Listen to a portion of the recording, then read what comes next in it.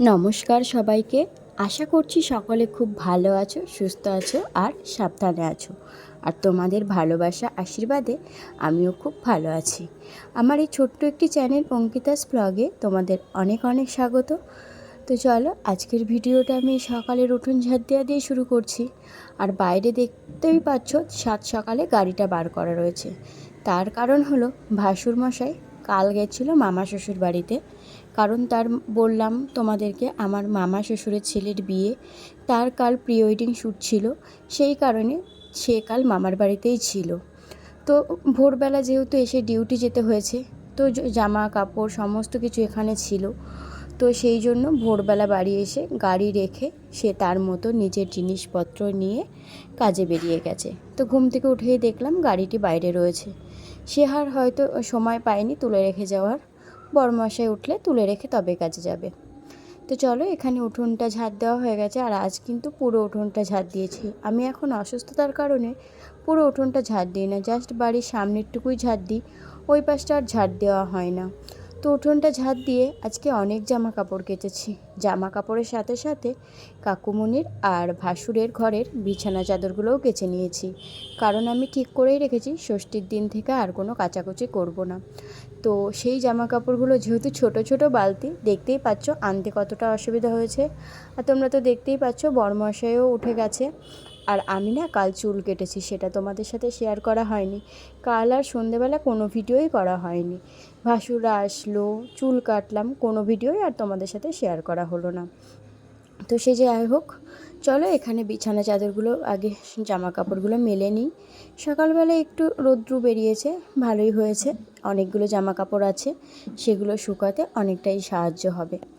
তো চলো এখানে জামা কাপড়গুলো মেলে নিয়ে তারপরে ঘরের অনেক কাজ পড়ে আছে।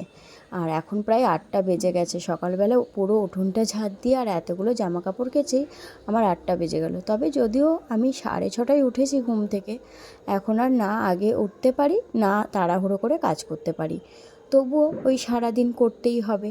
তবে তোমাদেরকে একটা কথা বলি, হয়তো কিছুদিন ধরে আমার ভিডিওটা টাইমটা এদিক ওদিক হয়ে যাচ্ছে।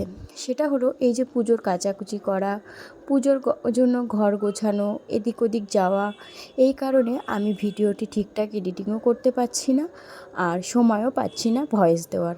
তো এই কারণেই হয়তো টাইমের একটু ওলটপালট হচ্ছে। তবে পুজোটা বেরিয়ে গেলে একটা টাইম ধরেই তোমাদেরকে ভিডিও দেব। পুজোর কটা দিন এরকমভাবেই ম্যানেজ করে নিও। তো এইভাবেই পুজোর কটা দিন ভিডিও আসবে। তোমরা একটু বুঝে শুনেই, মানে আমি একটুখানি তোমাদের কাছে ক্ষমা প্রার্থী, কারণ আমি ঠিক সময় মতো তোমাদেরকে ভিডিওটি দিতে পারছি না। কি করব বলো, একা হাতে এত বড় সংসার সামলে একা হাতে এডিটিং করে ভয়েস দেওয়া আমার পক্ষে একটু কষ্টকর। তার মধ্যে আমি অসুস্থ। এখন আবার কিছুদিন হলো মাজা ব্যথাটাও বেড়েছে। সেটি আগে ছিল, অসুস্থতার কারণে যখন রেস্টে ছিলাম তখন অনেকটাই কমেছিল। আবার শ্বশুরবাড়িতে আসার পর থেকেই তো টুকটুক করে বেশ কাজ করছি, সে কারণে আবার ব্যথা হচ্ছে। আর সামনে শীত আসছে, সেই সময় তো আরও ব্যথা হবে।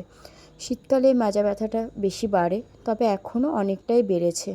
তো এই শাড়ি পরে কাজ করি না, এই কারণেই শাড়ি পরে কাজ করতে আমার বড্ড অসুবিধা হয়। আমি আগাগোড়াই শাড়ি সামলাতে পারি না, দেখতেই পাচ্ছ। এর থেকে নাইটি অনেক কমফোর্টেবল মনে হয় আমার কাছে।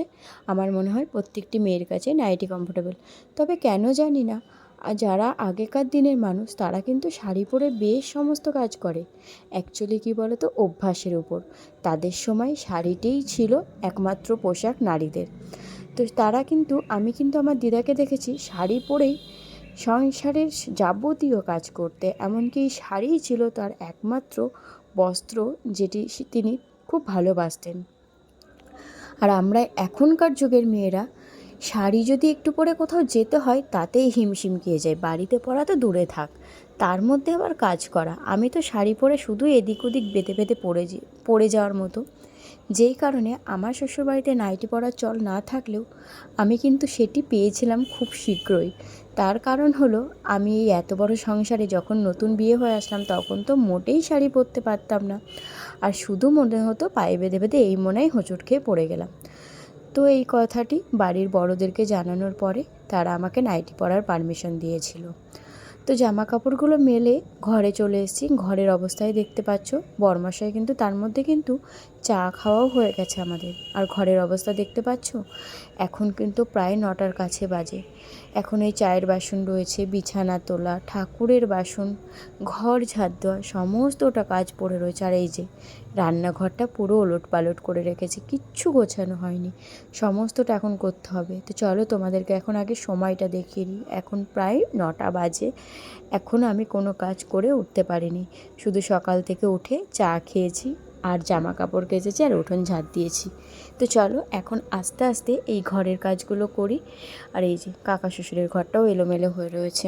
তো চলো এবার ঘরের কাজে হাত দিই, দেখি কত তাড়াতাড়ি ঘরের কাজ সারা যায়। এই বিছানাটা গুছিয়ে ভাবছি আগে চায়ের বাসনগুলো মেজে নেব। চায়ের বাসনগুলো মাজা থাকলে আমার দুপুরের যখন বাসন হবে, রান্নার বাসন দিয়ে, সকালের খাওয়ার বাসন দিয়ে আমার না অনেকটাই কম মনে হয়, কারণ চায়ের বাসনটাই অনেকটা থাকে। তো সেটি যখন কম হয়ে যায়, তো দুপুরের বাসনটা মাজতেও ভালো লাগে। তো যাই হোক, চলো আগে ঘরগুলো গুছিয়ে নিয়ে চায়ের বাসনগুলো মেজে নেব। আর চায়ের বাসনের সাথে কাল রাতের কিছু বাসনও আছে, যেগুলো আমি আর গাফিলতি করে কাল রাতে মাজিনি। তোমরা দেখতেই পেলে রাতে আমরা ম্যাগি খেয়েছিলাম, তারপরে কিছু বাসন ছিল, সেগুলো ভাত তরকারি যেগুলো ছিল রাতে, যেগুলো আমরা খাইনি, সেগুলো ফ্রিজে রাখার পর সেই বাসনগুলো বার করে রেখেছিলাম, কিন্তু সেগুলো আর মাজা হয়নি। তো চায়ের বাসনগুলোর সাথে ওগুলোও মেজে নেব। ওগুলো মেজে এসে তবে ঘরের কাজ করব। তো আগে চলো বিছানাটা গুছিয়ে নিই। তোমাদেরকে তো একটা কথা বলতেই ভুলে গেছি, আজ কিন্তু চতুর্থী। তো এই চতুর্থীর অনেক অনেক শুভেচ্ছা জানাই তোমাদেরকে। যদিও এই ভিডিওটি তোমরা দেখছো পঞ্চমীর দিন, তবে ভিডিওটি ছিল চতুর্থীর দিনের। তো তারই একটা বড় শুভেচ্ছা তোমাদের সাথে শেয়ার করলাম। তো চলো তোমরাও ভালো থেকো, সুস্থ থেকো, আর ভালোভাবে পুজো এনজয় করো। আর সবাই সাবধানে ঠাকুর দেখতে যেও, সাবধানে বাড়ি ফেরো। তো চলো এখানে আমি এই বিছানাটা মোটামুটি গোছাতে সময় লাগে, কারণ কি বলো তো, এই যে মশারিটা ভালো করে পাট করে গোছাতে হয়, তার সাথে এই কাঁথাগুলো গোছাতে হয়। আর কিছু কিছু দিন তো এখন হালকা হালকা কুয়াশা পড়ছে, আর আমাদের যেহেতু টিনের ঘর, রাতে একটু ঠান্ডা ঠান্ডা লাগে। তো আমি আর বড়মশাই দুজন দুটো কাঁথা নিয়ে শুয়ে পড়ি, কারণ একজন একটা কাঁথা নিলে সে পুরো টেনে আর একজনকে আর দিই না। তাই ঠিক করেছি দুজন দুটো নিয়েই শোবো। তার কারণ হলো, না হলে অর্ধেক রাতে হয় আমার গায়ে কাঁথা থাকে, না হয় বড়মশাইয়ের গায়ে কাঁথা থাকে। আমরা দুজনেই কাঁথা এমনভাবে নিই যে বড়মশাই তো পুরো ট্যারচাভাবে কাঁথা নেয়, আমি তো একটুও পাই না, এই কারণেই দুজন ভাগ করে নিয়েছি। তো চলো এখন বিছানাটা গুছিয়ে এবার যাব চায়ের বাসনগুলো মাজতে।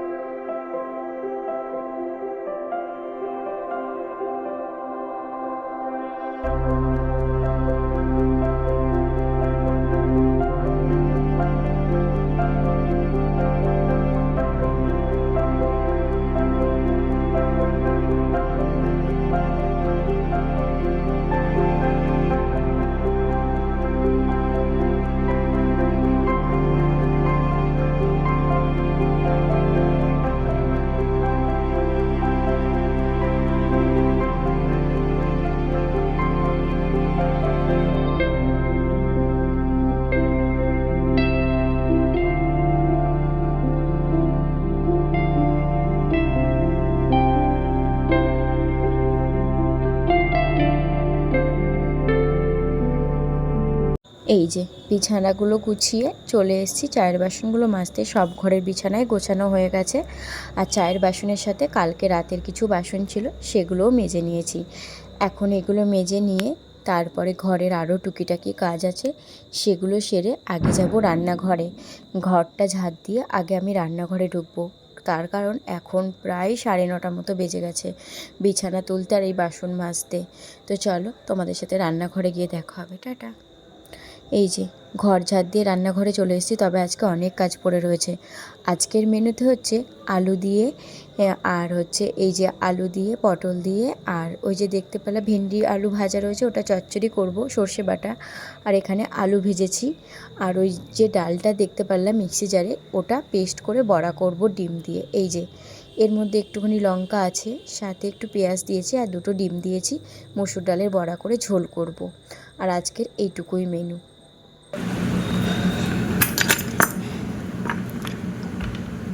চলো, আজকে অনেক দেরি হয়ে গেছে কাজ করতে। প্রায় 1.5 ঘন্টার মধ্যে রান্নাঘর পরিষ্কার করে ভাত বসিয়ে এই যে বাসনগুলো মেজে ঘরগুলো মুছে ঠাম্মা শাশুড়িকে কলপারে দিয়ে আসলাম 1.5 ঘন্টার মধ্যে। তার মানে কতটা দৌড়েছি। এখন শুধু এই বারান্দাটা মুছবো, ঠাম্মা শাশুড়ি স্নান করতে করতে বারান্দাটুকু মুছে নেব।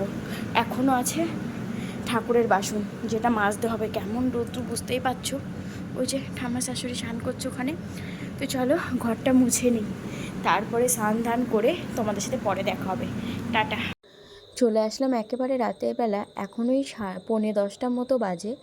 তো সারা সন্ধে আমি কিন্তু মানে কাজ করেছি আজকে। সন্ধ্যা টন্ধ্যা দিয়ে এই 7:30টার দিকে একটু শুয়েছিলাম, তার জন্য আমার এই কাজগুলো করতে দেরি হয়ে গেল। অনেকগুলো জামা কাপড় রয়েছে, যেহেতু কাকা শ্বশুরের ঘরে বিছানা তুলেছিলাম, তো সেটিও পেতে দিয়ে এসেছি।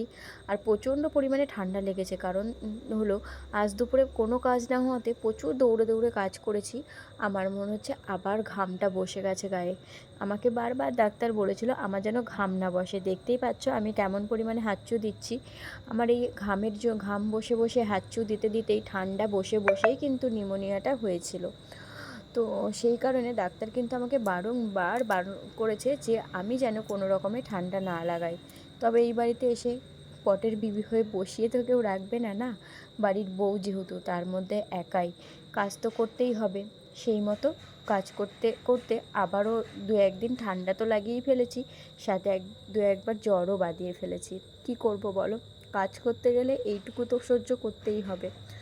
তো এখন যেহেতু আর কোনো কিছু করতে ভাল লাগছে না, আগে যে এই জামা কাপড়গুলো গোছাবো, কিন্তু জানি না আজকে আর সমস্তটা গুছিয়ে রাখতে পারবো কিনা, কারণ খুব শরীর খারাপ লাগছে। ওইদিকে কাকা শ্বশুরও বাড়ি চলে এসছে, ওদেরকেও খেতে দেবো। আর এদিকে বরমশাই গেছে চুল দাড়ি কাটতে। সন্ধেবেলা স্নান করে খাওয়া দাওয়া সেরে চা খেয়ে উনি গেছে চুল দাড়ি কাটতে। উনি যাওয়ার পরেই আমি একটুখানি ঘুমিয়েছিলাম, কারণ সারা বিকেল আমার পুজো দিয়ে উঠে খাওয়া দাওয়া সারতে সারতেই 4টে বেজে গেছিলো। তারপরে আর শুইনি, কারণ 4টের সময় জল চলে আসাতে আমি সমস্ত জল ভরে রেখে, জল ভরতে ভরতে আবার সন্ধ্যা হয়ে গেছিলো। তো সন্ধ্যা হয়ে যাওয়াতে সন্ধ্যা টন্ধ্যা দিয়ে চাটা খেয়ে বরমশাই আসার পর তাকে চা দিয়ে ভাত দিয়ে সমস্ত কিছু দেওয়ার পরে সে চলে যাওয়ার পরেই আমি একটুখানি রেস্ট নিয়েছিলাম। তো 9:30টার সময় ওটা ভাত বসিয়ে এই জামা কাপড়গুলো নিয়ে বসেছি। এখন এগুলো গোছাবো, কিন্তু বরমশাই এখনও বাড়ি আসেনি। সেই 8টার সময় 7:30টার সময় বেরিয়েছে বাড়ির থেকে চুল দাড়ি কাটতে। এখন তো এমনিতেও স্যালনে অনেক ভিড় হয়, তো এখনও বাড়িতে আসেনি। এখন প্রায় 10টা মতো বাজতে আসলো, বলল এখনও 1 ঘন্টা মতো সময় লাগবে। তো আগে ভাবছি যে ঠাম্মা শাশুড়ি আর কাকুমণিকে খেতে দিয়ে দিই, তো উনি আসলে তারপরেই বরমশাইয়ের সাথেই খাবো। তো চলো, আজকের ভিডিওটি আমি এখানেই শেষ করছি। আর আমার বরমশাই বাড়ি আসার পরে তোমাদেরকে একটা ছোট্ট ক্লিপ আমি দেখিয়ে দেবো। চলো, আজকের ভিডিওটি এখানেই শেষ করছি। তোমরা সবাই সুস্থ থেকো, ভালো থেকো, সাবধানে থেকো, আর পুজোতে অনেক অনেক আনন্দ করো। আর পুজোর অনেক অনেক শুভেচ্ছা রইল তোমাদেরকে। আর এই যে আর ভিডিওটি কেমন লাগলো সেটি কমেন্ট করে জানিও। যদি ভিডিওটি ভালো লাগে একটু লাইক শেয়ার কমেন্ট করতে ভুলো না কিন্তু। আর আমাকে যদি ভালো লাগে, আমার ভিডিওগুলো যদি ভালো লাগে, একটুখানি আমার পাশে থেকো, চ্যানেলটি একটু সাবস্ক্রাইব করে নিও। টাটা, সবাই সুস্থ থেকো, ভালো থেকো, সাবধানে থেকো, আর পুজোতে সাবধানে ঠাকুর দেখো।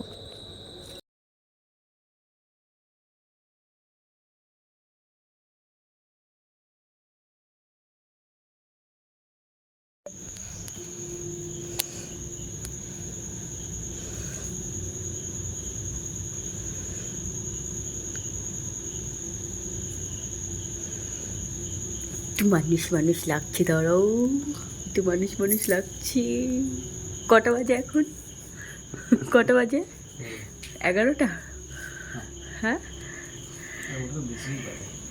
এখন রাত 11টার সময় স্যার চুল দাড়ি কেটে বাড়ি আসতেছে, তারপরে আবার স্নান করতেছে।